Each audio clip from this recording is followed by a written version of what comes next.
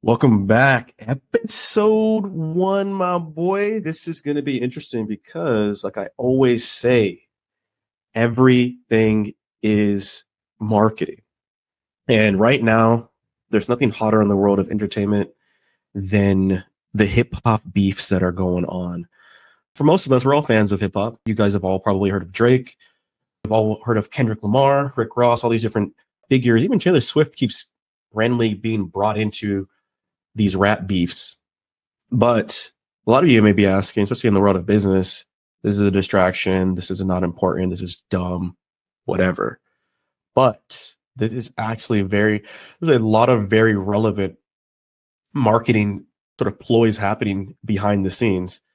And I am here to break it down for you guys. I'm here to reveal what's the dirt, what's the actual implication from a business perspective on what's happening, and how can we use it to sort of better ourselves. So, without further ado, I'm going to start off with Drake's tailor-made freestyle. Now, before I start to play it, quick background would be, the important, like, what is the number one aspect to understand with these diss tracks from a business perspective? The number one thing is that this really affects brand, right? So this is probably going to be very important for people who have personal brands, rather, to really understand how this can either A, benefit your brand, or B, hurt your brand based on the sort of public perceptions that is happening here. This is perception jujitsu that's happening right before our very eyes, where in this industry, how the world perceives you directly correlates to how effective or how profitable your business is going to be. The more notoriety that one side gains over the other side, the more profitable they're going to be in the long run. So over here with Drake and Kendrick Lamar, two of the biggest hip hop artists of our generation, they, depending on how this plays out, if Drake makes Kendrick look very, very bad, that could change how profitable Kendrick Lamar's career is going to be over time, and vice versa for Drake. However, there is another side of this where both people actually both gain more popularity by the fact that they're both having this fight.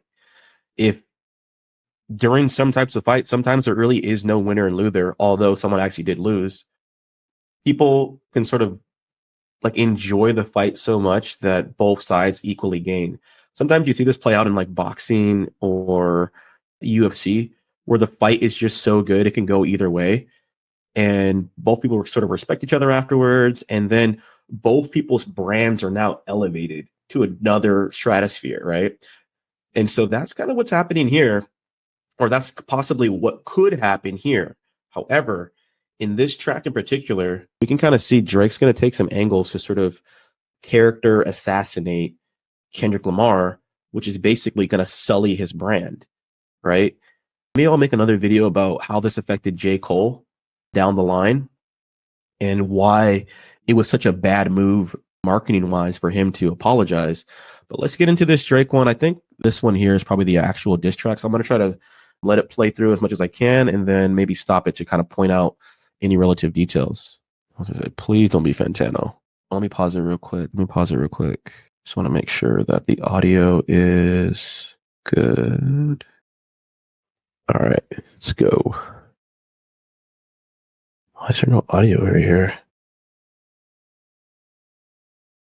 I don't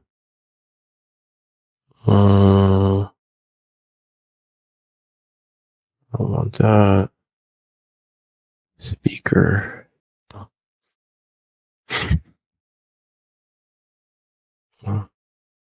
But this is a masterclass by Drake for sure. This is that last bar at the end talking about Kendrick having to do something quadruple entendres, which is literally impossible. It's expectation setting. He's setting that bar so high that Kendrick's not going to be able to live up to it, which is going to help maintain Drake's frame. It's going to help protect Drake's brand, his perception throughout this whole PR battle. And that is a very savvy chess move. If you can kind of call out what your opponents are going to do, you can expectation set. You're now in control of what's happening, you can sort of dictate the terms. And when they sort of fall into your trap because you've limited their options, you're in theory protecting your brand no matter how this actually plays out in the long run. So very, very astute, very, very nice strategies used by Drake. And again, this is more so stuff that I think people can use to apply if you're more so if you have like a personal brand. I think corporate brands, people can kind of look at them a little differently. They're not as like personally invested in non-personal brands. People like Drake, influencers, streamers, etc. This is a great example of how to protect yourself when you're in a sort of back and forth with another brand, or someone is sort of attacking you online or something like that. This is a masterclass, man. And this is a lot. There's a lot of gems to be gleaned from this. Hopefully you guys like this breakdown. I don't want these to be too long, but I may go back and sort of review some of the other ones and kind of pull out some of the strategies that are being used over there as well. But if you guys do like this, share with a friend, like, comment, subscribe, and we'll see you guys next time.